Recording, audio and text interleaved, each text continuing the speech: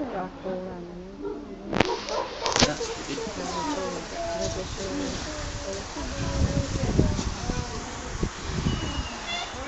one there's big.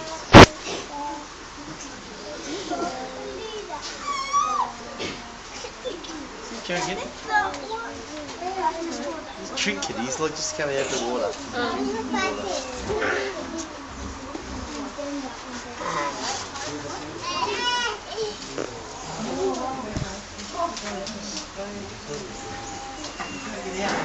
There we go, don't have to yell, that's good. Alright, hi everyone, welcome to Werribee Zoo and to the hippo presentation. My name's Yvette, and I'm the hippo keeper for the day. In this enclosure we have 3 of our girls. We have a mother and 2 daughters. This is mum who obviously pushes her way to the front. Doesn't worry about your 2 girls, do you? If you went on the bus, you would have gone through and seen our male and another female in that enclosure, which we're trying to breed up at the moment. So this is a single sex group. What I've got here is lucerne hay, and to them it's chocolate. So this is what they're really keen for. When we do our training with them, we'll use this sort of hay as a really good reward for them. Open. So daily routine involves getting into those mouths. Oh, bless you. Cleaning out any little seeds that they have. Keep open. Because that can cause a lot of irritations if they get caught in the gums. So open up nice and wide.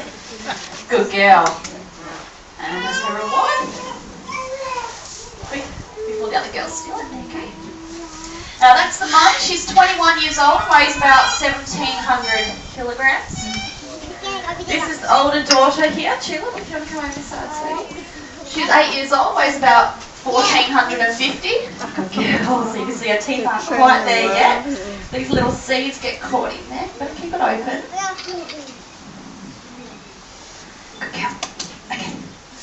Very good. You go over there. And last of all, this little girl at the end. Open. With their tiny little mouth. This is Lotus. Mum, don't push her out the way. Hey, I'm getting it. So you can see Mum's very bossy. You don't care if your daughter's sitting there wanting food.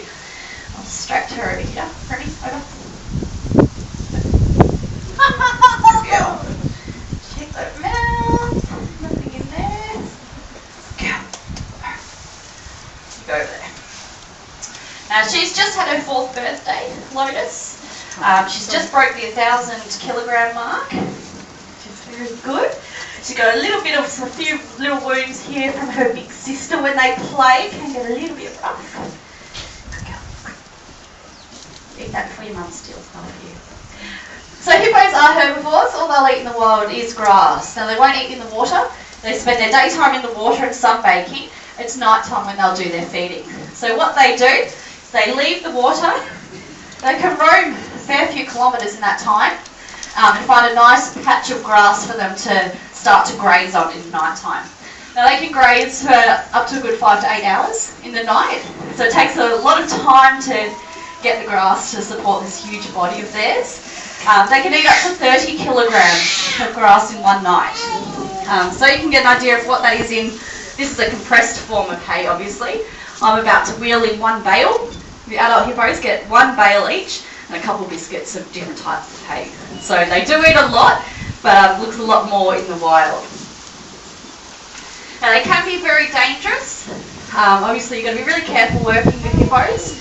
But in general, if they're not an aggressive animal, they're actually more flighty than anything. So if one of you were to jump the fence and run at them right now, their first instinct would be to get back to that water where they're nice and safe. So they would actually run very quickly. For a big animal, they can run between 30 and 40 kilometres an hour, which is pretty good for a big animal. And they would bolt back to the water, which is where they feel nice and safe.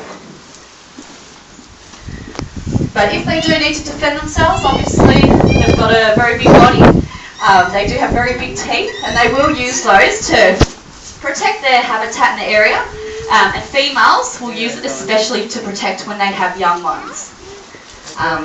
So in this enclosure there's no males, so she doesn't have to protect her little ones anymore from anyone like that. But for the first year especially that Lotus was born, Mum was very, very protective of her little bub. Usually in that first year they'll suckle from Mum, She'll obviously protect it quite fiercely in that time. Hippos as an adult are a pretty safe animal for predators, but when you're young, things like Nile crocodiles or a very, very hungry group of lions, pride lions, might take a young one. So they have to be very protective of their young ones. But saying that, obviously captivity, it is slightly different. She's 4 years old and she's still a little mama's girl. Even now she'll still try and suckle from mum, things like that, which usually stops at a year. So obviously captivity, it is different to the wild. Those sort of relationships have altered a slight bit. You see she's not shy to take the food off her girls.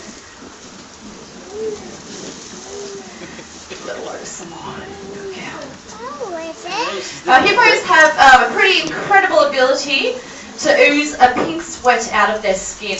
Now if you're looking at them now, you can see little dots starting to form down their bodies and on their backs. These are the pores that actually ooze that pink sweat. Now the purpose of the sweat, it has a few different roles. One is to be a UV protector for them. So it'll actually ooze out of their skin and protect them when they're sunbaking on the beaches, so their skin doesn't get burnt and crack. If their skin gets burnt and cracked, that's when parasites and other bugs can get into that skin and can cause them a lot of problems. A hippo with nice closed skin like these ones, for anything to get in, it has to go through a good 6 centimetres thickness of skin and different layers of that skin.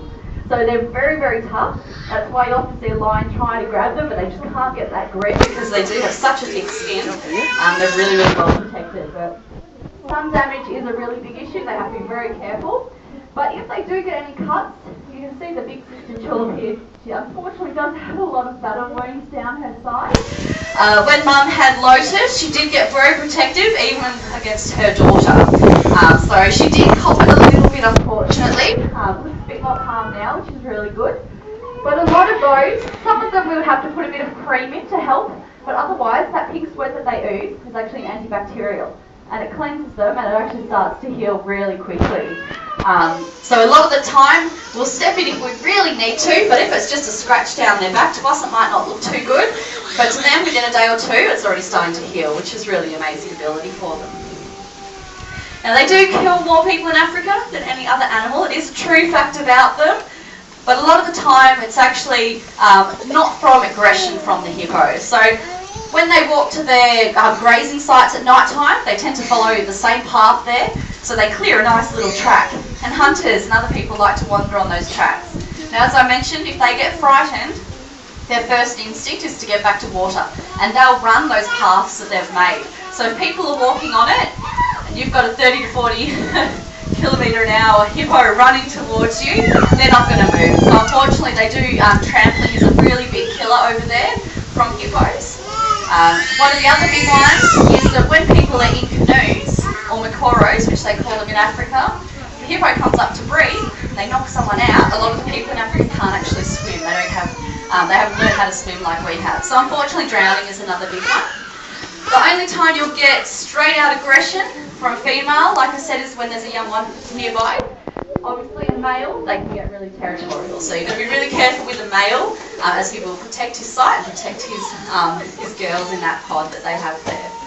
So they're the times you've got to be really, really careful. But they do love the water. They feel safe in the water. That's their comfortable spot.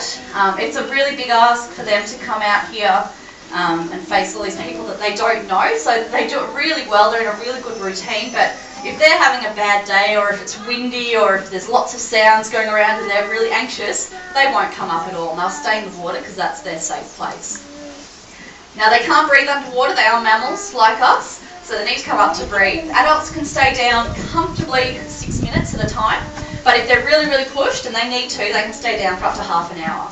So they can actually slow the heart rate down, which slows the need for oxygen in their body. For a young one, that's only about 30 seconds that they can stay under. So pretty soon after birth, which usually takes place in shallow water, mum needs to make sure that the little one has a breath of air. And unfortunately, due to them giving birth in the water, due to there being large pods of hippos all together, unfortunately the mortality rate of young hippos is quite high as well. So it's very, very hard to successfully raise these. So that's why we're so happy that we have these two little girls here. We always need to remember that it's not always going to end perfectly. So unfortunately things can go wrong like that. But in general, they'll give birth in the water, in the shallow water. Little bubble will take a breath. They can stay underwater, they can actually swim for up to 30 seconds at a time underwater before they come back up. And they can swim up, or they'll stand on mum's back and she'll give them a little boost up to the top and things like that. So they do help her out a bit. Adult hippos, they can't actually swim. So what they do, they have very, very dense legs. They'll sink down to the bottom and they're actually walking along the bottom of the water. So they're not actually swimming. The adults, they are too heavy. As I mentioned, the mum in the middle here, she's just over 1,700 kilograms at the moment. She has been up to 1,750 for a little while. They're just finishing their hay, so I'll bring them some more. But they don't go into deep water. They tend to stay within 2 to 3 metres. So they're not swimming down in deep waters where it would get quite cold. They do stay around that shallow area, which is a little bit warm for them. So this hay that I'm giving them now is a rye hay, which has a lower protein count. So they can eat more of it, which makes them feel full, but they won't put on too much excess weight. A few of these out. Quick while mum's distracted. So in the morning, to make sure that they get all the right amounts of food, we do separate them off. So we separate them, we'll give them individual feed amounts. Then at the end of the day here, we leave it so there's just one bale to share between them. But this morning, mum's been very hungry lately, probably due to the cold weather. She's probably eaten a good bale and another third of hay, plus a bit of lucerne as well. So they can eat a fair bit. But for these little ones, as I said, it does take them a very long time to eat. Well, it takes mum 20 minutes, takes them about an hour. So we do need to split them up because mum does not hold back from stealing her little girl's food. So if you're really careful with weights and things like that. And we designed the enclosure so it's really easy to weigh them. Doesn't sound like it would be, but where they walked through was actually scales. So we can get them to walk through, stop them, ask them to open their mouth, act as if we're doing a little training session with them. Meanwhile, we just have to look over a screen. We've got their weight. So we weigh them once a week, just to make sure that there's no unusual fluctuations, decreasing, increasing in their weight. So it's really important to keep an eye on that as well. Alright, now I'm going to give them the rest of the hay. Does anyone have any questions? Okay, yeah, that's a good question. The pregnancy with a hippo, all the similarities between hippos and rhinos, they've got the same lifespan, 45 to 50, same kind of weight, all that sort of thing. A rhino gestation is 16 months, a hippo is 8 and a half. So yeah, that's the really big difference between hippos and rhinos. When the baby's first born, you're probably getting around 40 kilograms, 30 to 40 kilograms. So a little bit lighter than you would with a rhino. But still developed, obviously both of them will need mum's protection, and the mum will protect both a rhino and a hippo calf quite strongly against anyone who might try to come in and hurt them.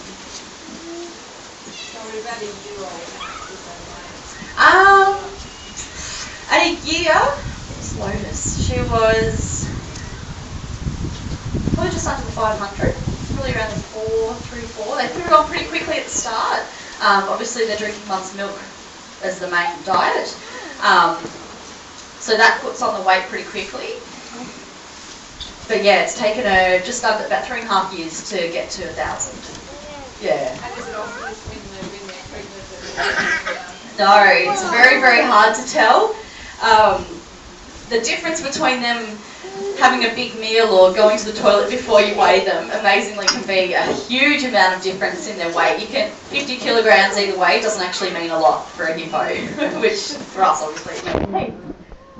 So it's really, really difficult. You can't just weigh them and say, oh, she's put on 20 kilograms, she's pregnant, because it's just not that easy. So fingers crossed, we're hoping for a developing girl in the other enclosure is pregnant, but the way that we can tell it without actually getting a specialist in and taking samples, which is very invasive on the hippo, we want to keep a positive bond with them.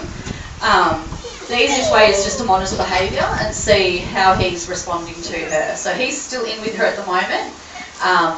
with a wild group of them, Mum would actually move away from the group a couple of weeks beforehand, so the baby has a chance to imprint the mother. In here, if we knew she was about to give birth, we'd separate him off, because obviously there is a chance that he might accidentally stand on it or something like that, or be aggressive towards it, so there's always that chance. The way that we can say that she might be pregnant is that we haven't seen him mate her over the past few months. So if she was still receptive, she would fall into her estrous cycle, which is about 35 days for a hippo. He would pick up on that straight away. They only have 3 days of being in estrus, so he has to be very switched on. He would then start be mating her for a fair bit over those 2 days. We haven't seen that since end of November, start of December. So touch wood, that's because she's pregnant, but we're not sure. Unfortunately, last one didn't end too well. Just didn't work. There was nothing anyone could have done differently. It's just the way it is. So we try not to get our hopes up, but obviously a little bit of silence is always going. We really want her to have a successful calf. It would be great. Any other questions? Alright, what I'm going to do is give them the rest of the hay. I'll switch my mic off, so if you do have some questions, be too shy to shout them out. Please feel free to come up and have a chat. I'll leave these doors open probably for about another 5 minutes, so if you've got cameras and you want to get pictures, you've got about 5 minutes, then I'm going to have to shut these, because Harry's going to be banging on the door very soon, telling me that he wants his dinner as well as the girls. Alright, thanks everyone.